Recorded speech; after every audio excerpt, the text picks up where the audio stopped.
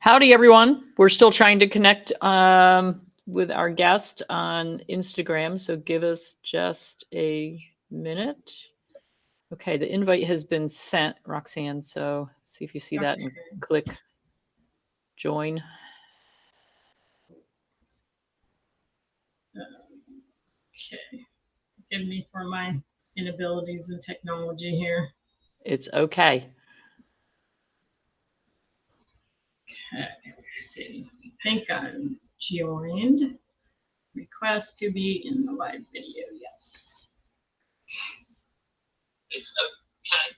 She joined, but she's not showing as. Okay, hold on. Let me see. Is unable to join. Why? She joined, but she's not showing it. Plus, we have an echo.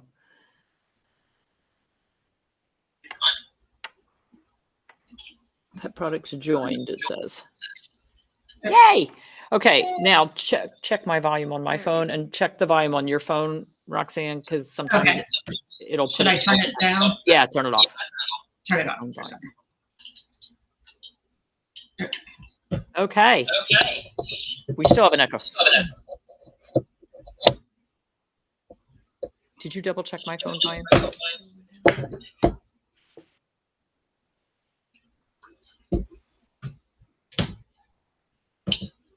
Don't trust it. No, it wasn't on the other one. But we're still having echo.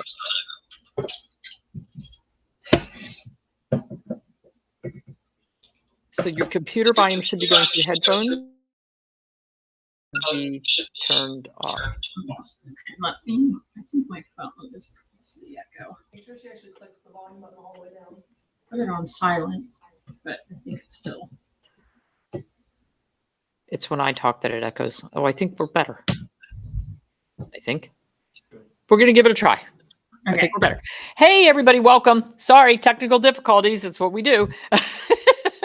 It's the multiple platform thing. If they would make it so that Instagram could run along with everything on the computer, it would be so much easier. But because it has to go through the phone, it's a pain in the butt.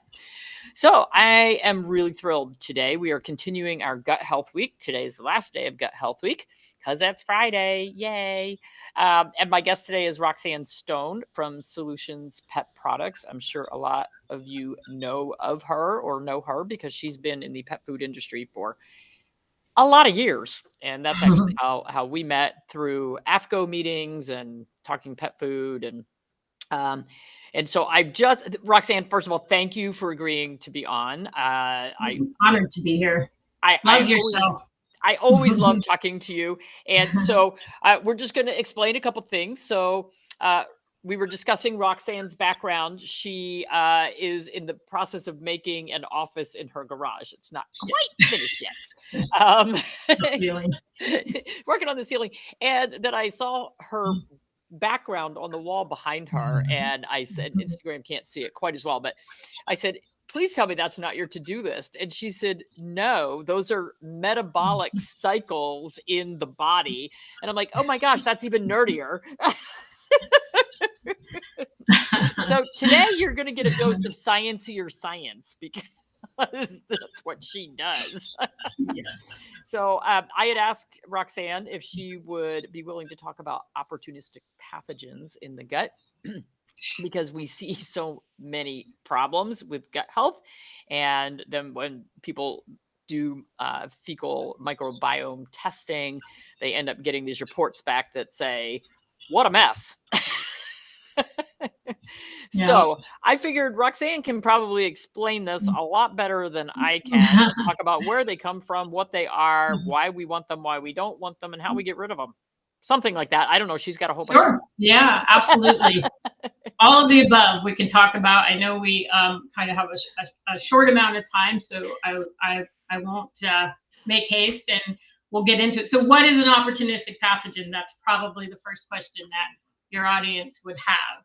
And an opportunistic pathogen is basically any microbe that is ubiquitous in the environment. They live among us, and typically in a healthy or non-immunocompromised person or pet, they would not cause a problem. Okay, so I'll give you examples. We often have Staphylococcus aureus in our noses, in our windpipes.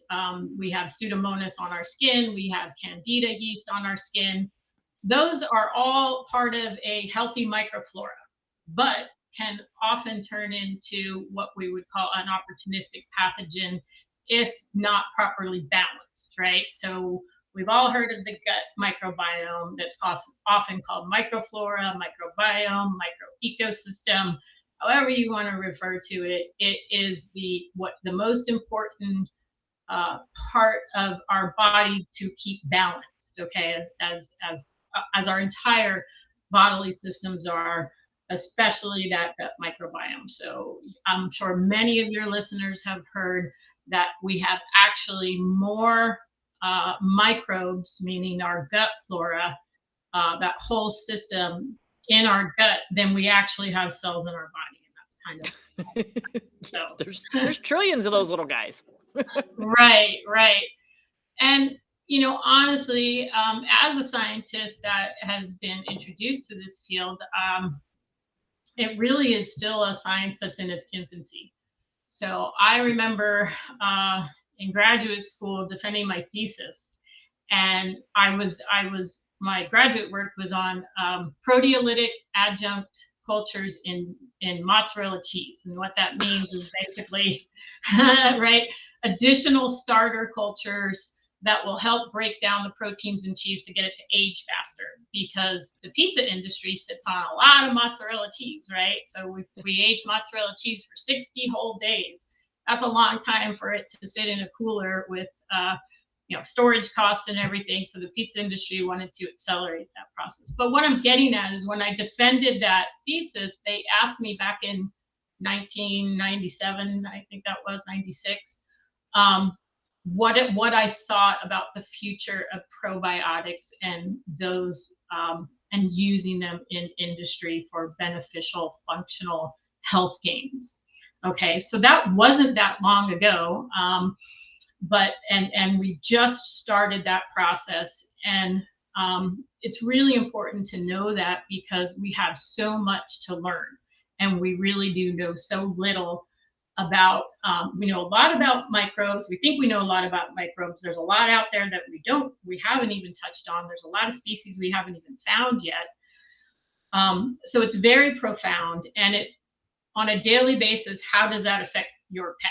So your audience members might want to know, how does this affect me, and how does it affect my pet? Absolutely. And yeah, so that's what I think we want to get down to today. So the first thing that I want to bring up to your audience is that not all opportunistic pathogens, or even pathogens themselves, are necessarily bad, right? And one of the things that I would like your listeners to do today, if I could give you a homework assignment today, okay, one thing homework. That I think would really drive this home today. I think this is your biology lesson, okay, for those who want to. I think this is really important, because I think that it will first of all, it'll gain a lot of insight on how ecosystems work, right? So, and I was fascinated by this. I watched this video about, goodness, probably about 7 or 8 years ago, I think was when the first one came out. And it was the story of the reintroduction of the wolves to Yellowstone.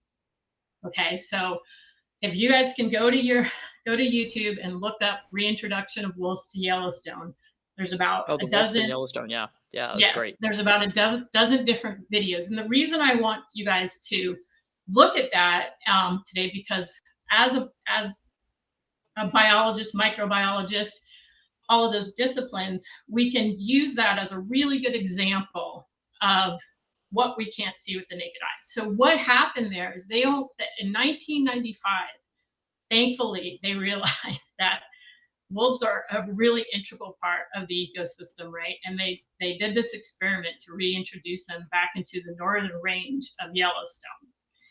And the biologists and wildlife biologists that did that never expected, I don't think, in a million years to see the reformation that they witnessed.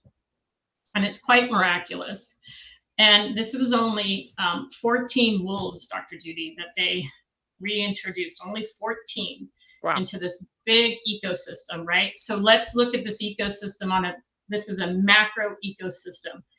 And the transformation was phenomenal. And I wrote down some notes because I wanted to make sure that I highlighted some of these things because it was very incredible. So not only did the wildlife biologists see what they expected was the deer population to decrease, right? Because the wolves had been gone since the 1930s.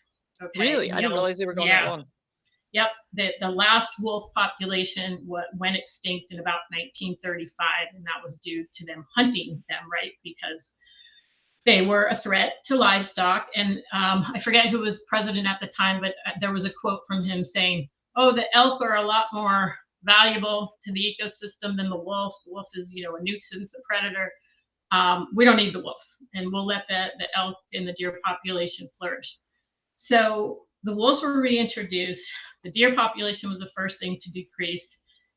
And then a lot of things started to happen. So one thing that was really apparent was now that the deer population was back in check, the aspen and willow trees were able to reflourish because I guess they were eating a lot of the saplings and they were feasting on a lot of that.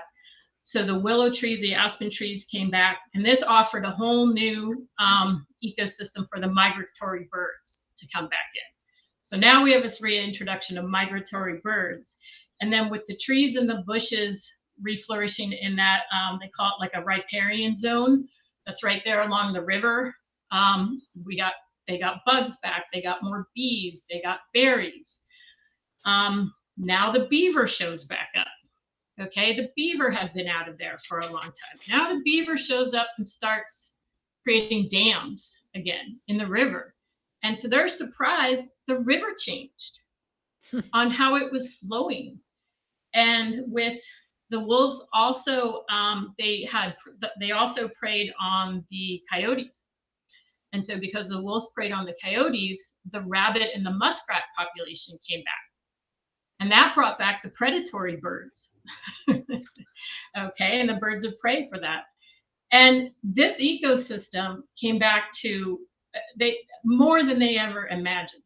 Okay, the health of this ecosystem. And the reason I wanted to tell this to the audience today is because this is a perfect way that we can observe with our naked eye a macro ecosystem that was horribly out of balance and suffering get back into balance by adding a very small population of one predator.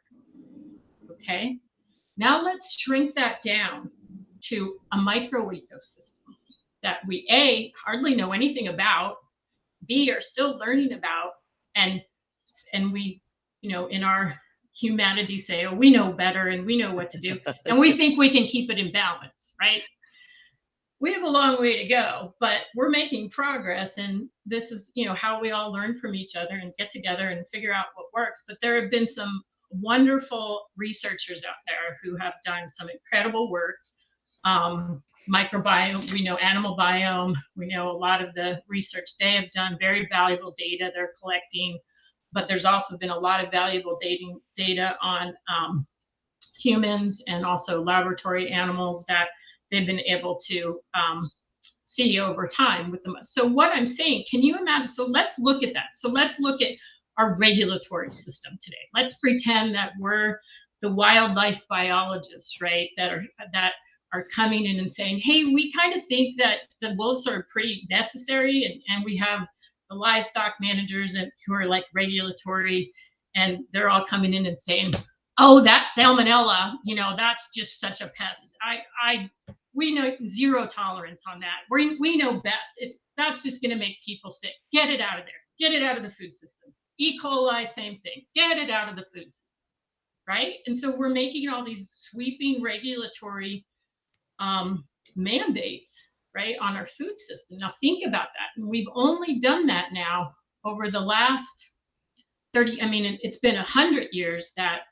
From the Industrial Revolution. But if you look at regulatory, like salmonella standard profiles or standard they've only been in place really since 2000.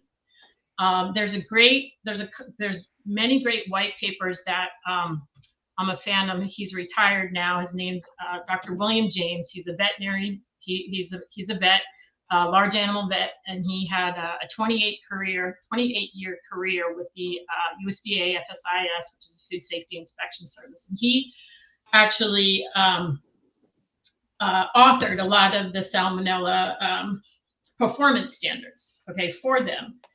And I think I really want to, now this is a guy, 28 years, okay, a veterinarian himself, understands animal physiology, understands the food system. I think this is important. I want your listeners to hear what he had to say, okay? And these are his words. Some of them paraphrase, some of them I'll quote. So he talks about salmonella and the FSIS program and how they measure, prevalence. And he says that here, FSIS has measured the prevalence of salmonella every way they can think of, okay, trying to convince themselves that they're doing some good. But nothing good has come of this so far, because salmonella is the only member of their list of pathogens inducing illness that consists mostly of bacteria that are non-pathogenic. Okay, FSIS guy, 28 years in the business, veterinary medicine, understands the food system, and that's his words. He's saying the salmonella performance standards are a joke because there's 2,500 serovars of salmonella, maybe 10 that get people sick. And they're doing performance standards across the board on all of them. And then he goes on to say, he talks about Salmonella Kentucky in particular. And the reason I bring this up is because I know that in my past, in testing some raw pet food that I was involved in manufacturing, we had Salmonella Kentucky come up as one of the Salmonella serovars. And he says, Salmonella Kentucky, which is the most common serotype found in young chicken samples.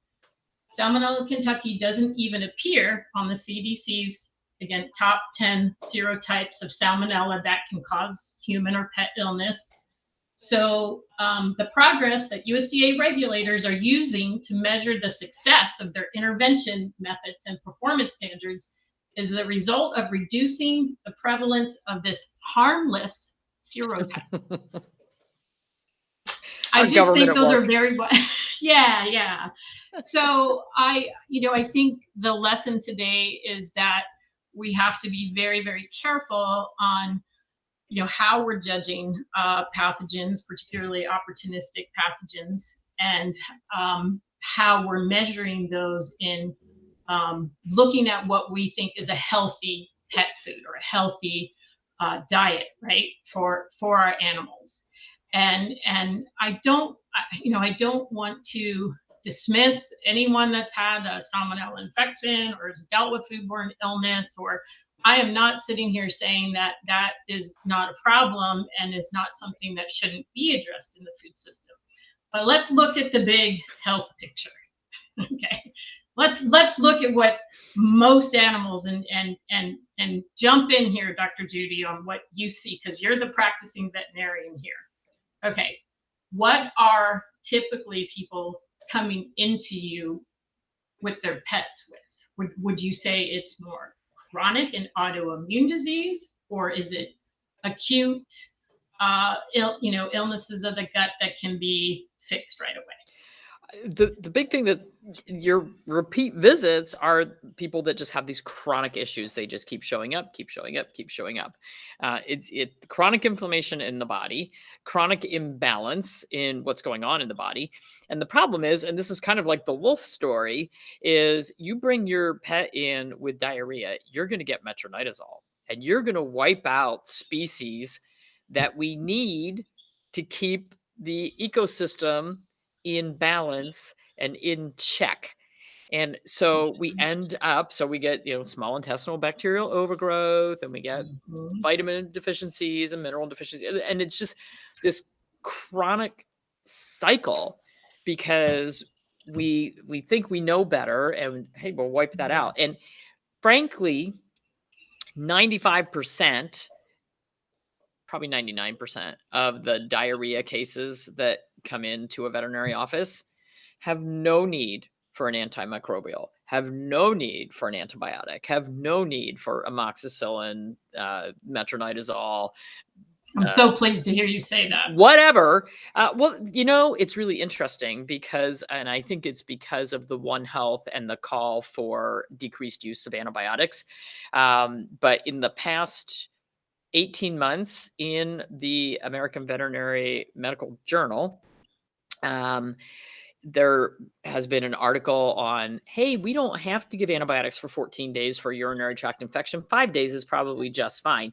Hey, we did this study and we looked at dogs with bloody diarrhea, and half of them got metronidazole and the other half got a higher fiber diet and some probiotics. And guess who got better faster and didn't have, repeat offending problems?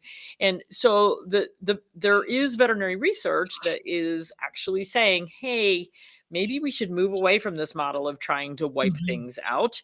Unfortunately, I think that article probably got read by about 2% of the veterinary population. I'd have to agree with you on that. Yeah. So, Yeah. it's only somebody who has a little bit of a nerdy interest in what goes on in the gut. Right. Who's Right. going to pay attention. Right. So if your listeners today want some really good additional research, if they want to dig deeper into this, I really highly recommend. Now she's a neurosurgeon and also a nutritionist for the human side of things, but has done incredible research. Have much respect for her, Dr. Natasha Campbell McBride. She wrote the book, The GAPS Diet for Humans, which is the gut and psychology syndrome, or you could substitute physiology, gut and physiology syndrome. And she made the connection by actually treating her autistic son, who, here she was a neurosurgeon. She was formerly trained in Russia. She moved to the UK, had a baby when he was 2, unfortunately diagnosed with autism.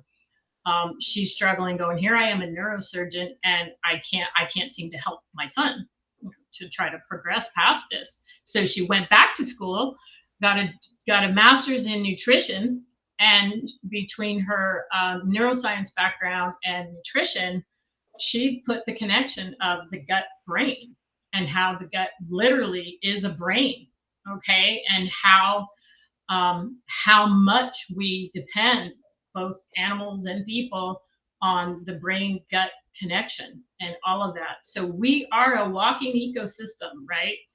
On a macro scale and on a micro scale.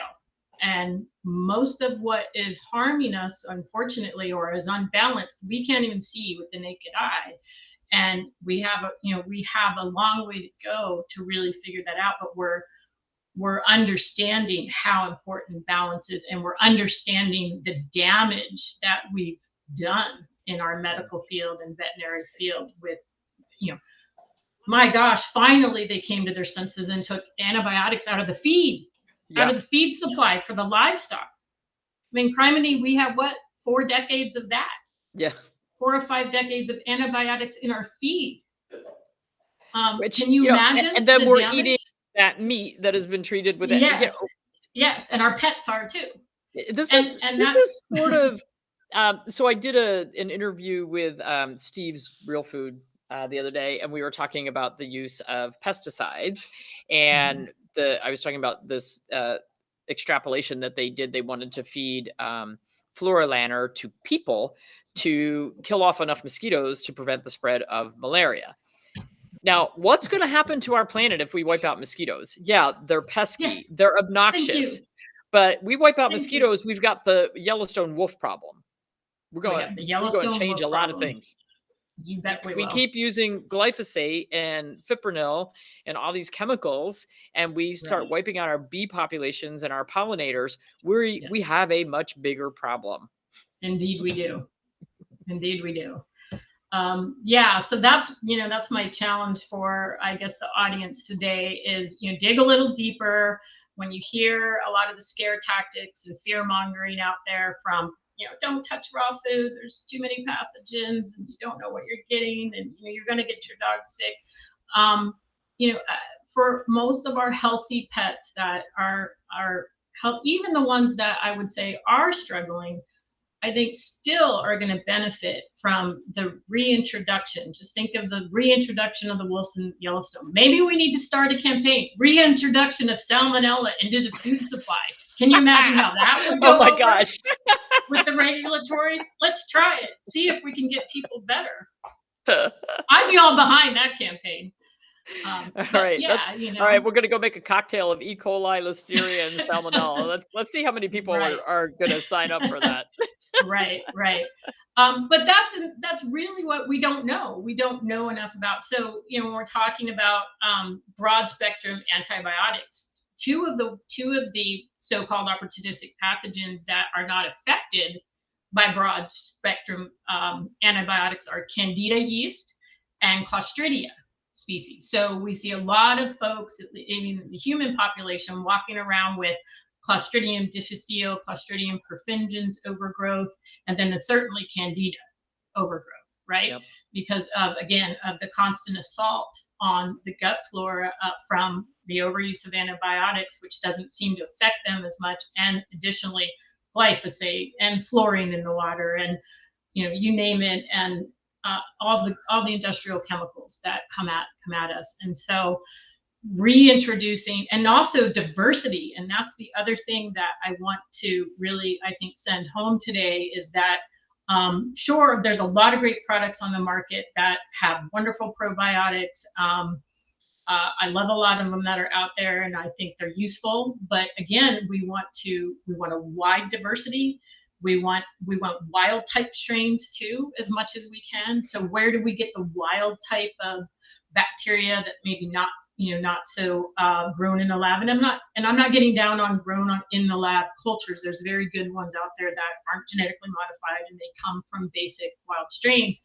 But wild type bacteria, things that come out of the dirt and that are naturally, on the vegetables and fruits that you get that you might ferment, and natural raw dairy, raw vegetables, raw dairy, those types of raw products that they will have a starter culture, but they'll also have their own raw flora, okay, from those livestock animals that, again, if they're healthy animals, if they're on pasture, if they're not exposed to a lot of chemicals, antibiotics, they're going to produce a healthy flora, that microflora, and that will pass on through the system.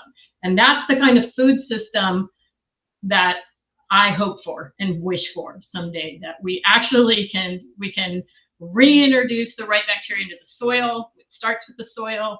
The soil has good microorganisms that goes into the plants. Our livestock animals eat that forage.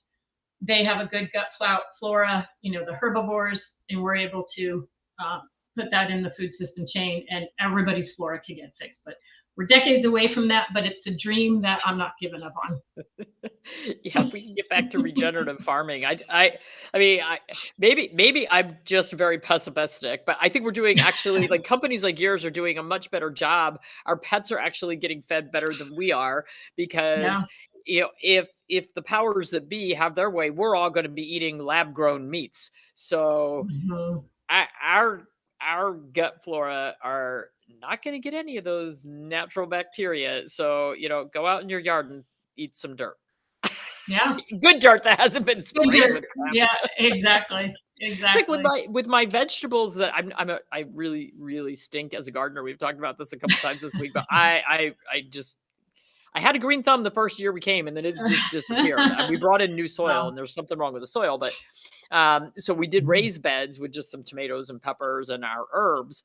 And I know it's all organically grown. And so I have no problem. Like, I will go out and just pick that and eat it off the vine. I'm not into, I have to wash all this dirt off of here. I'm like, yeah, this is good stuff.